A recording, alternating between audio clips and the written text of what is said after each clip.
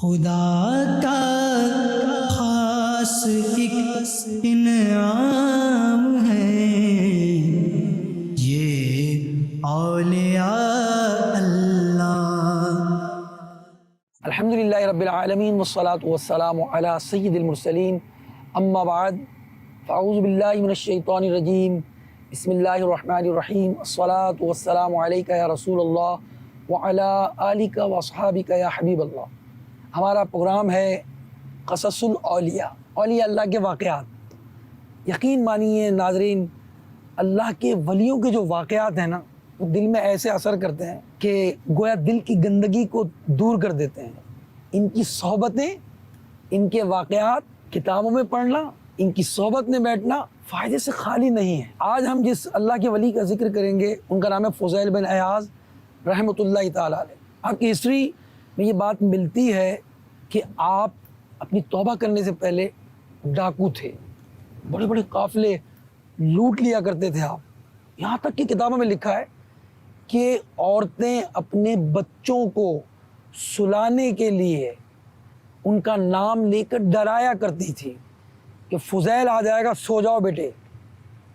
یہاں تک کہ آپ کا نام اس علاقے میں مشہور ہو گیا جہاں قافلے لوٹے جاتے تھے۔ فضیل بن عیاض رحمۃ اللہ تعالیٰ علیہ نے جب توبہ کی اور سچی توبہ کی، اللہ سے لو لگائی، اللہ تعالیٰ نے مقام ولایت عطا فرمایا۔ اور کیسا مقام ملا کہ وقت کے بڑے بڑے بادشاہ آپ کے دربار میں حاضری دیا کرتے تھے اور آپ سے نصیحت لیا کرتے تھے۔ کتابوں میں لکھا ہے کہ خلیفہ ہارون رشید آپ کی خدمت میں حاضر ہونے کے لیے اپنے وزیر کو انہوں نے کہا کہ آپ مجھے فضیل بن عیاض کے پاس لے چلو۔ چنانچہ خلیفہ ہارون رشید رحمۃ اللہ تعالیٰ علیہ اپنے وزیر کے ساتھ فضیل بن عیاض رحمۃ اللہ تعالیٰ علیہ کے آستانے پر حاضری کا شرف حاصل کرنے جا رہے ہیں، اور گھر کے قریب جب پہنچتے ہیں تو فضیل بن عیاض رحمۃ اللہ علیہ گھر میں تلاوت کر رہے ہیں، اور گھر میں تلاوت ہو رہی ہے، فضیل بن عیاض رحمۃ اللہ تعالیٰ علیہ تلاوت کر رہے ہیں۔ ہارون رشید پہنچتے ہیں اور وہ آیت سنتے ہیں۔ آیت سنتے ہی دل کی دنیا زیر و زبر ہو گئی۔ آیت کون سی تھی؟ وہ آیت یہ والی تھی، ام حسب الذین اجترحوا السیئات ان نجعلهم كالذین آمنوا وعملوا الصالحات۔ کیا جنہوں نے برائیوں کا ارتکاب کیا یہ سمجھتے ہیں کہ ہم انہیں ان جیسا کر دیں گے جو ایمان لائے اور اچھے کام کیے۔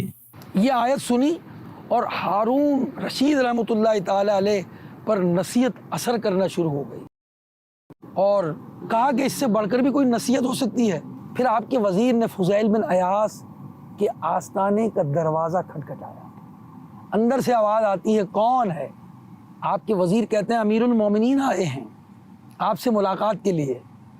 آپ جواب دیتے ہیں میرے پاس امیر المومنین کا کیا کام ہے اور میرا ان سے کیا واسطہ، برائے کرم آپ میری مشغولیت میں خلل نہ ڈالیں۔ فضل نے پھر کہا کہ آپ اگر ہمیں آنے کی اجازت نہ دیں گے نا، ہم خود ہی داخل ہو جائیں گے۔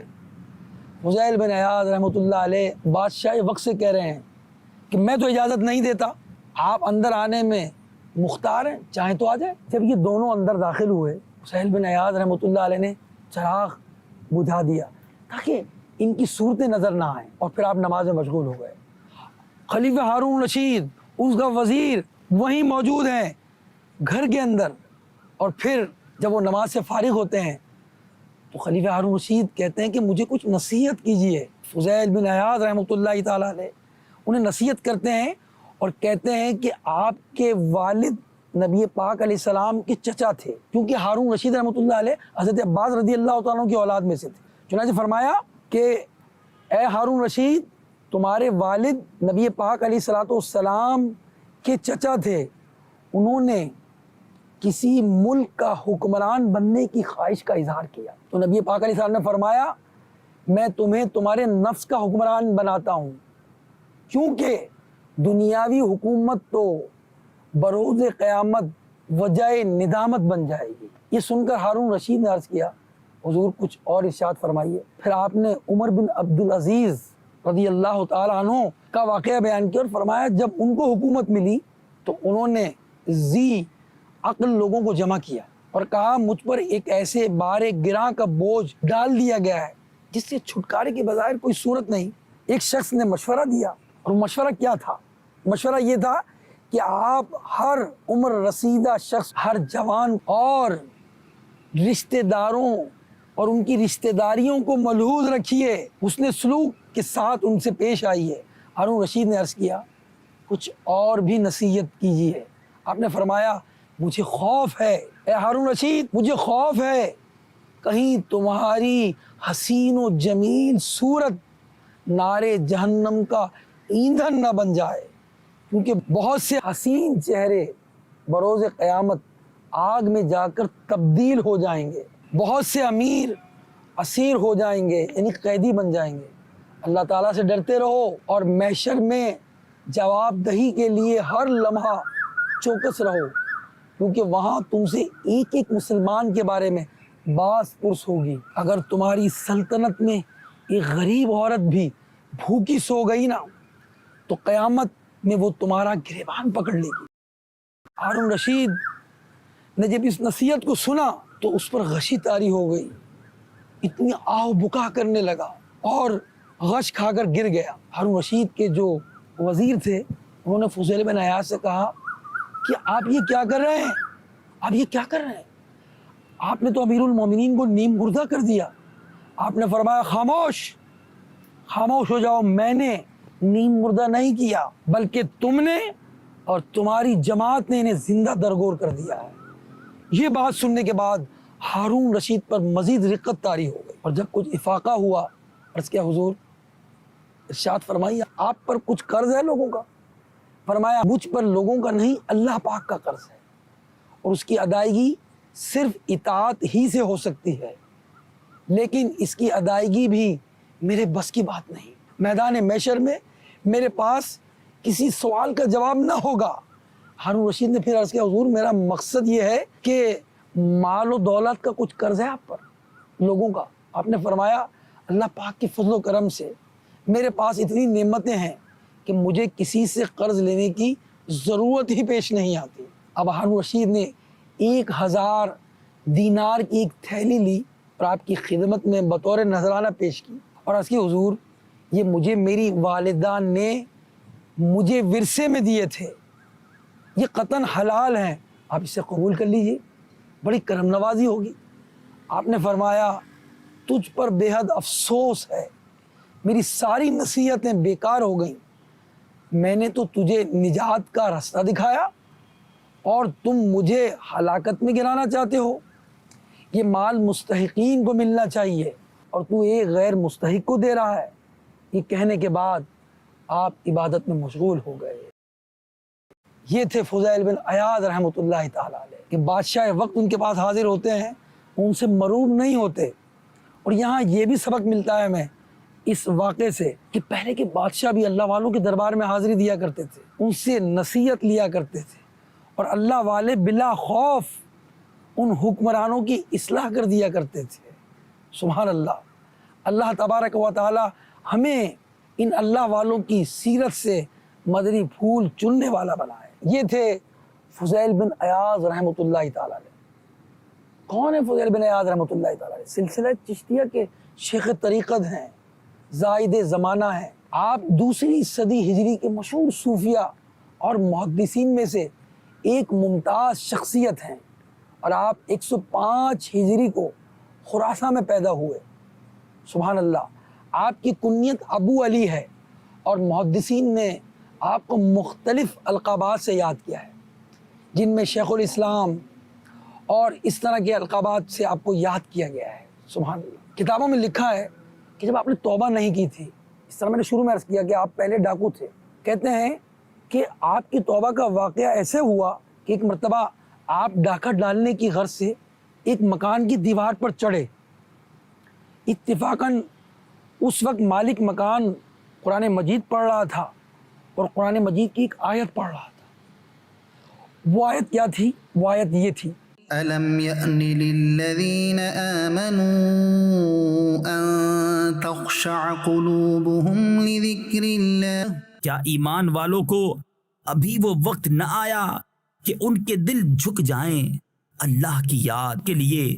جو ہی یہ آیت فضیل بن عیاض نے سنی، دل کی دنیا زیر و زبر ہو گئی، اور یہ آیت تاثیر ربانی کا تیر بن کر دل میں پیوست ہو گئی، اور اس کا اتنا اثر ہوا کہ آپ خوف خدا سے کانپنے لگے، اور بے اختیار آپ کے منہ سے نکلا، کیوں نہیں میرے پروردگار، یہ وقت آ چکا ہے۔ چنانچہ آپ رونے لگے، اور روتے روتے آپ دیوار سے گر پڑے، اور رات کو پھر آپ ایک سنسان کھنڈر نما مکان میں آپ نے جا کر پناہ لی۔ اتفاقاً وہاں ایک قافلہ پہنچتا ہے، قافلے والے آپس میں گفتگو کر رہے ہیں۔ ان کی گفتگو کیا ہے؟ فضیل بن عیاض بھی سن رہے ہیں۔ وہ کہہ رہے ہیں رات کو سفر نہ کرو، اس کے اطراف میں فضیل بن عیاض ڈاکو رہتا ہے، وہ لوٹ لیتا ہے لوگوں کو۔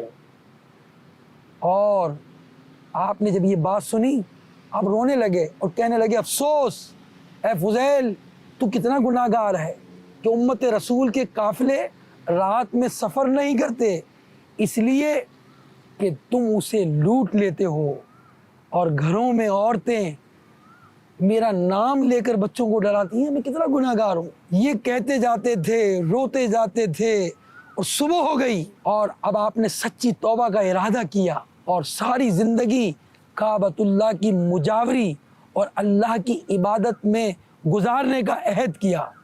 پھر آپ نے علم حدیث حاصل کیا، اور جلد ہی آپ صاحب فضیلت اور محدث ہو گئے، اور علم و عمل کے ایسے جامع ہوئے کہ صوفیہ اور محدثین کے امام بن گئے۔ ہارون رشید رحمۃ اللہ تعالیٰ علیہ فرماتے ہیں کہ میں نے امام مالک جیسا روبدار کوئی عالم نہیں دیکھا، اور میں نے فضیل بن عیاض جیسا تقوی والا کوئی شخص میری نظر سے نہیں گزرا۔ اللہ اللہ، یہ تھے حضرت فضیل بن عیاض رحمۃ اللہ تعالیٰ علیہ۔ اور کتابوں میں لکھا ہے کہ آپ پر اتنا اللہ کا خوف کا غلبہ تھا کہ آپ کے پاس اللہ کا ذکر کیا جاتا یا قرآن کی کوئی آیت تلاوت کی جاتی تو آپ پر ایسا اللہ کا خوف ظاہر ہوتا کہ آپ کے آنسو تھمتے نہیں تھے، اتنا روتے، اتنا گریا کرتے کہ حاضرین آپ پر ترس کھایا کرتے تھے۔ عبداللہ بن مبارک فرماتے ہیں کہ آپ سرزمین حجاز میں اللہ کے ابدال ہیں، یعنی اولیاء اللہ کی یہ جو کیٹیگریز ہیں اس میں ابدال بھی ایک کیٹیگری ہے بہت اعلیٰ درجے کی۔ عبداللہ بن مبارک فرماتے ہیں کہ یہ اپنے زمانے کے ابدال ہیں۔ آپ رحمۃ اللہ علیہ نے اپنی زندگی کے آخری ایام مسجد حرام شریف میں اعتکاف کی حالت میں گزارے، اور آپ کا انتقال 10 محرم الحرام کو ہوا 187 ہجری میں، اور آپ مکۃ المکرمہ میں دفن کیے گئے، اور زیارت کے لیے لوگ آپ کی قبروں پر اہل اللہ آیا کرتے تھے، حاضریاں دیا کرتے تھے۔ امام ابن حبان فرماتے ہیں فضیل بن عیاض رحمۃ اللہ علیہ کی قبر زیارت کے لیے مکے میں مشہور ہے، میں نے ان کی قبر کی کئی مرتبہ زیارت کی۔ اللہ اکبر، یہ تھے اللہ والے، اور انہوں نے سچی توبہ کی، اللہ سے لو لگائی، اللہ تعالیٰ نے مقام ولایت عطا فرمایا۔ ہمارے لیے یہاں یہ بھی نصیحت ہے، ہم توبہ کرتے رہیں، اللہ سے ڈرتے رہیں۔ جب بندہ سچی توبہ کرتا ہے اور اللہ کے حضور ڈرتا رہتا ہے، عبادت کرتا رہتا ہے، تو اللہ تبارک و تعالیٰ اس کی توبہ کو قبول فرماتا ہے، اسے محبوب بنا لیتا ہے۔ جو بندہ توبہ کرتا ہے اللہ کو توبہ کرنے والے پسند ہیں۔ اللہ ہمیں سچی توبہ کرنے والا بنائے، اور سیرت اولیاء سے ہمیں مدنی پھول چننے والا بنائے۔ آمین بجاہ النبی الامین صلی اللہ علیہ وسلم۔ صلو علی الحبیب صلی اللہ علیہ وسلم۔ خدا کا